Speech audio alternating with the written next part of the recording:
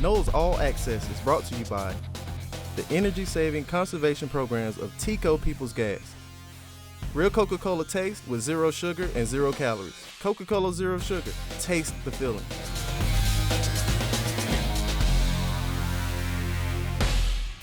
Welcome to Noles All Access, where we take you inside Florida State athletics.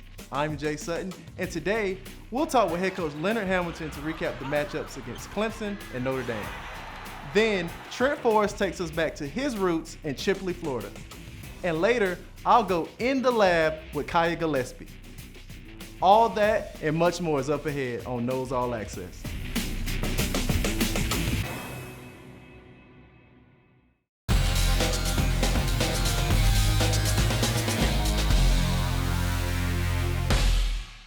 Two games, two wild endings. But let's start with the Clemson game. Coach, when you look at this game, you all were able to win the battle on the boards. You shot better from the floor, you shot better from three, but you weren't able to walk away with the win. What were some of the deciding factors you think in that loss? Well, we didn't do a very good job of containing the dribble, and most of the people as of late that we've been playing against have ditched their offense. In other words, you watch them and you prepare, and you see what they're doing against the other opponents. They have decided not to try to run any type of their system against us, and they just do flat ball screens and drive the ball. And Clemson's one of those kind of teams that really love to run a lot of sets. But they decided that they were just going to drive the ball, and we've done a poor job of containing the dribble. We still had a chance to win the game. In reality, to be ahead 1 point with 6 seconds on the clock wasn't because we had earned that. We had just kind of willed our way back into the game. And unfortunately, we didn't do a good job there in the last 6 seconds of containing the dribble. They made a great shot. I thought that Clemson found a way mentally and emotionally to make that game a little more important to them than us. And you don't ever want to admit that as a coach. But I learned a long time ago that sometimes, as a coach, some teams might have what they think, or you might think, is a mental advantage. In other words, something that causes them deep down inside to be a little bit more energetic, a little more focused. And I thought that was the case in that game. I think that's part of learning how to deal with being at the top of the standard, how to deal with teams coming in, giving you their best shot. And you always got to be prepared to do that. And that's a learned mental frame of reference that I think we're still working on, and I think that led to our game, us not playing as well as Clemson. All right, well, Coach, please break down this Notre Dame game because, I think you only led for like 19, 20 seconds in this game, and they came out on fire. They wasn't missing nothing the first half, and I think Mooney and Hub combined for, 35 of the 42 points in the first half. So how were you all able to slow them down in the second half? Well, I think you don't notice it, but I think the residual effect of the quality of our depth played a big part in how well we were able to come back in the second half. I thought that they were extremely energized. They had not beaten a top 20 ranked team in 3 or 4 years, and that game meant an awful lot. It had been talked about in the paper. The coaches used it as a motivator, and they are one of the best three-point shooting teams that you're ever going to see. And then I thought that Mooney's a double-double machine, and I thought those guys came in as the first half with such energy and such execution. They were almost flawless in terms of their ball movement, and we were half a step behind. But I thought at about 10 minutes to go in the game, I thought we had played enough players, and I could see that they were fatiguing a little bit, where I believe their two, Hub and Mooney scored, 5 points in the second half? Hub had 5 points in the second half. Mooney was scoreless. Yes, so I'm saying between them, they went from 35 to 5.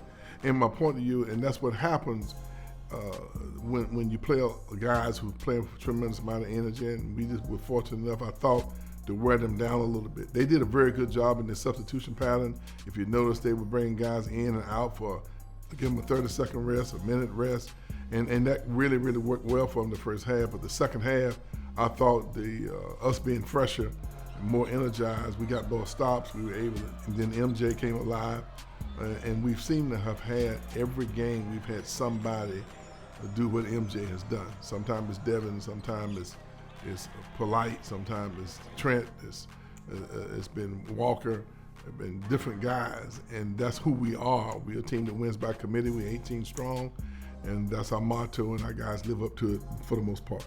Yeah, and MJ, he did come on strong. It seemed like he put the team on his back for a stretch there in the second half.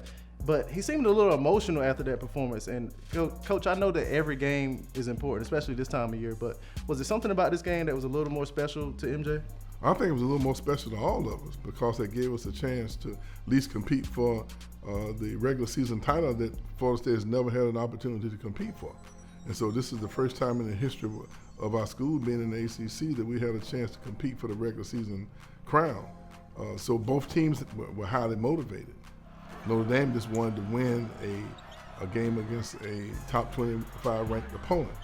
We wanted to put ourselves in a position where we could have a chance to come home on senior day and win a game and play for the ACC regular title for the first time in the history of our school. So that was important. Well, yeah, like you said, we're coming back to the crib, as the young folks say. A big game against Boston College on senior day, as you mentioned. So we'll talk about that a little later in the show. So stick around for that and much more coming up on Noles All Access. Coming up, Trent Forrest takes us back to his hometown of Chipley, Florida.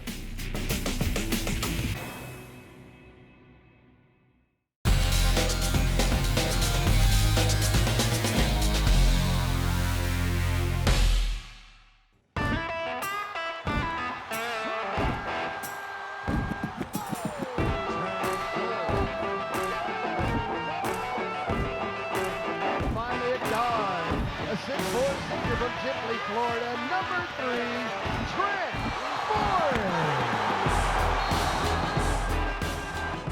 Chipley is small. It's not that many stoplights. I mean, everybody knows everybody. I mean, that's really just what it is. It's just small, kind of tight-knit country community. It's just friendly or family-oriented there. With just one middle school and one high school, the friendships in this town run deep. I've known Trent since elementary school when he used to come watch his brother play at the high school games and at some middle school games. I've known Trent since elementary school, but we really weren't really close until middle school when we started playing basketball together.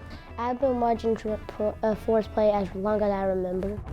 Even from a young age, Trent Forrest possessed big-time talent, the kind of talent that isn't often seen in such a small town. Forrest flush as he goes.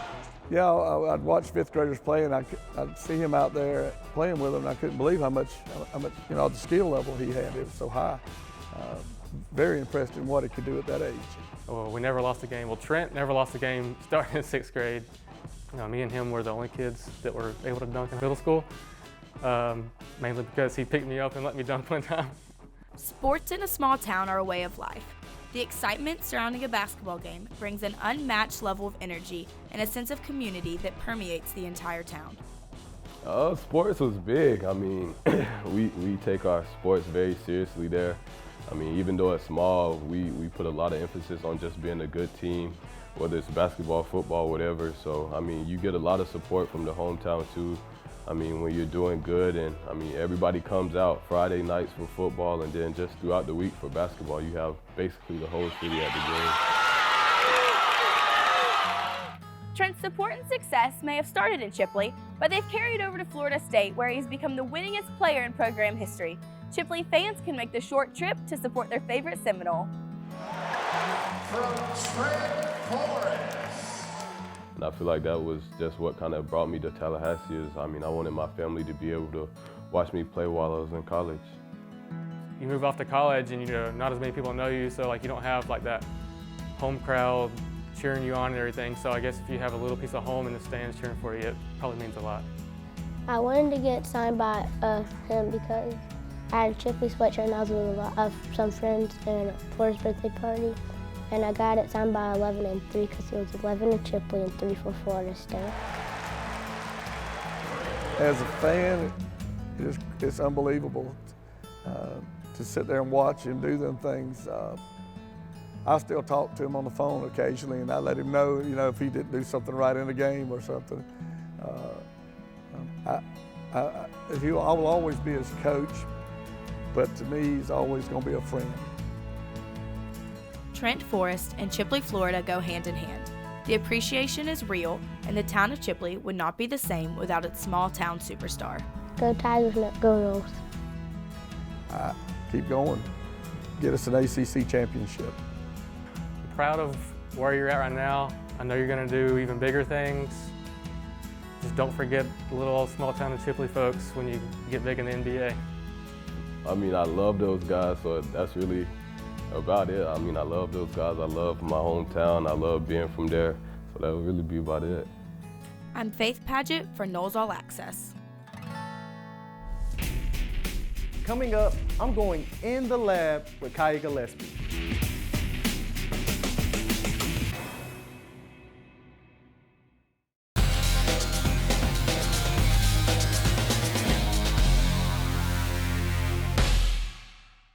What's up, Seminole fans? I'm Sam Martello with a look at what's coming up this week in Florida State athletics.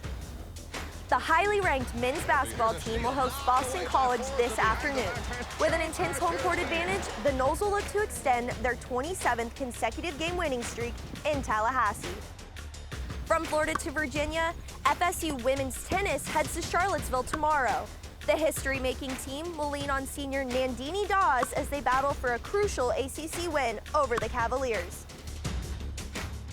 Now over to baseball. The Seminoles will head to Gainesville to face the Gators on Tuesday. Sluggers Reese Albert and Elijah Cabell will need to put their bats to use to carry FSU to a win over their in-state rivals. Softball will also head to Gainesville for a rivalry matchup against the Gators on Wednesday.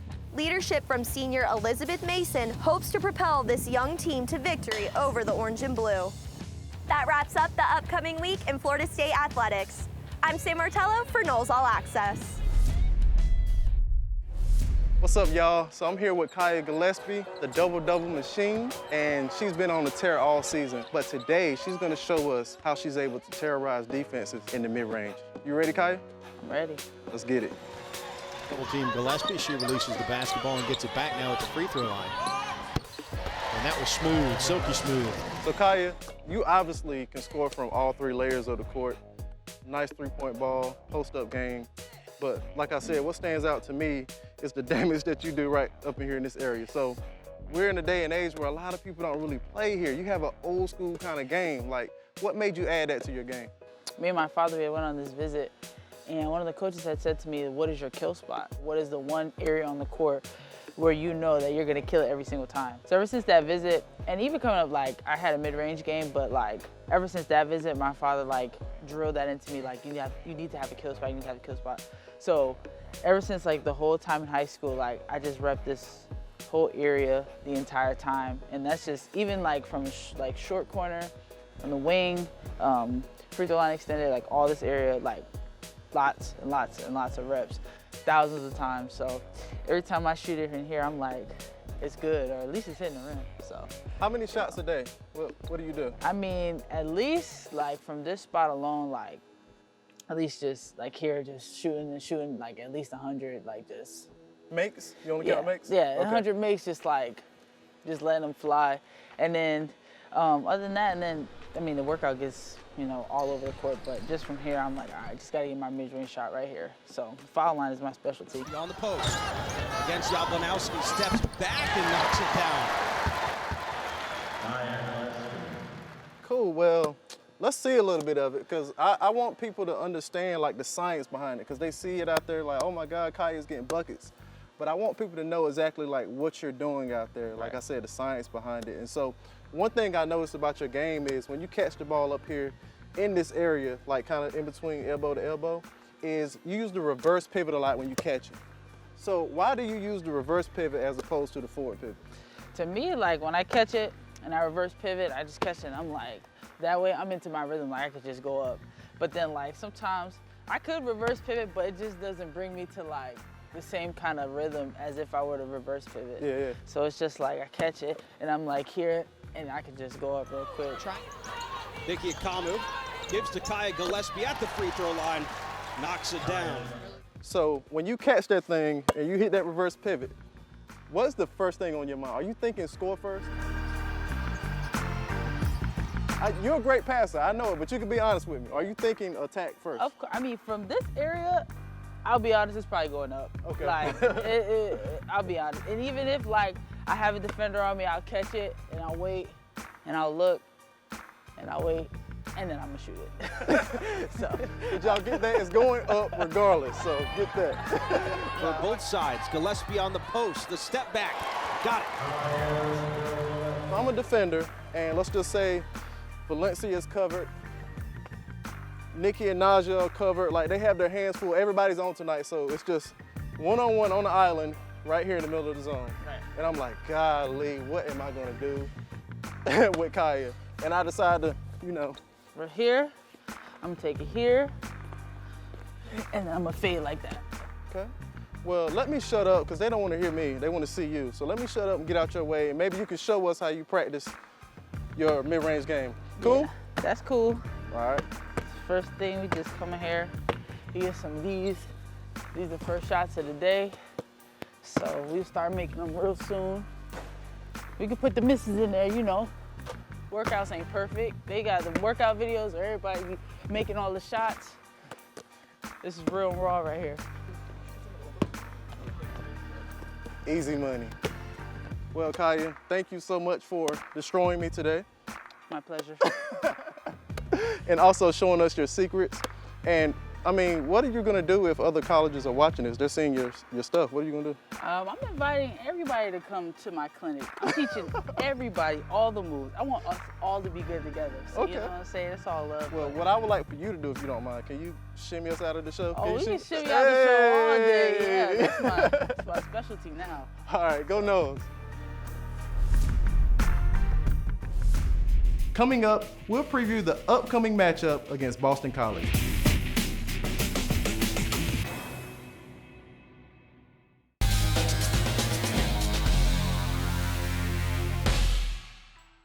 All right, Coach, we've reached the final home game of the season, and something tells me that Boston College, they don't really care about it being the last home game here. They don't care about it being Trent Forrest's last game. They don't care about everything that you all have on the line. They would love to come in here and play spoiler.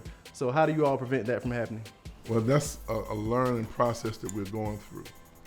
We are top 10 ranked team in the country. Right now we're sitting at the top of the ACC race.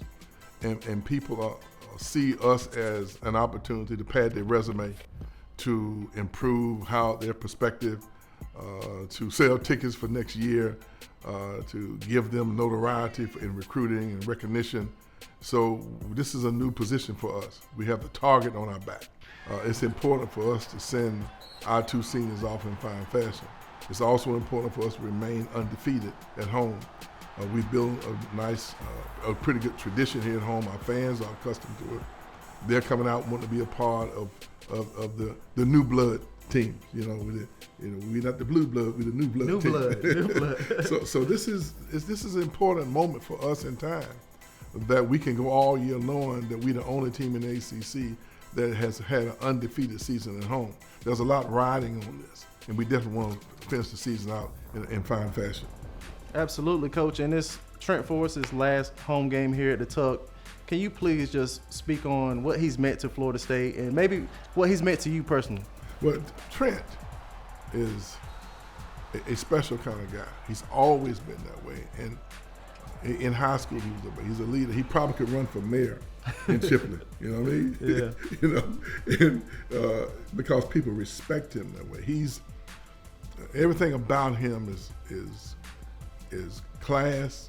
He represents all those things that when you hear the word student athlete and you see that word in the dictionary, his picture is in the Webster Dictionary right by the word.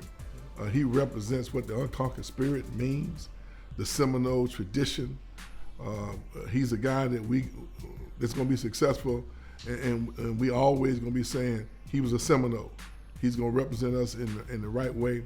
He's a special guy. His teammates follow him. He's just very special, and those guys don't come along very much. He will leave Florida State as the winningest player in the history of Florida State basketball. That's special, and that says a lot, and this speaks all what we need to say about him. And he's graduated, has his undergraduate degree, and he's in graduate school. What more can you say? What more can you say? And that is a very special career, Coach. And so, Noles fans, make sure you all come out and send Trent off the right way. Early. Because it'll be a pregame ceremony. Okay. We don't want anyone to miss it. There you go. Bring a friend, right? There you go. Bring a friend. Make sure y'all come out and send Trent off the right way. And Coach Ham. Dominic. And Dominic, that's right. And Coach Ham is going to do everything he can to make sure he send him off with a win, right? Absolutely. There you go. All right. So thank you all so much for watching. For Coach Hamilton, I'm Jay Sutton, and we'll see you next week on Noles All Access. Noles All Access is brought to you by the energy-saving conservation programs of Tico People's Gas. Real Coca-Cola taste with 0 sugar and 0 calories. Coca-Cola Zero Sugar. Taste the feeling.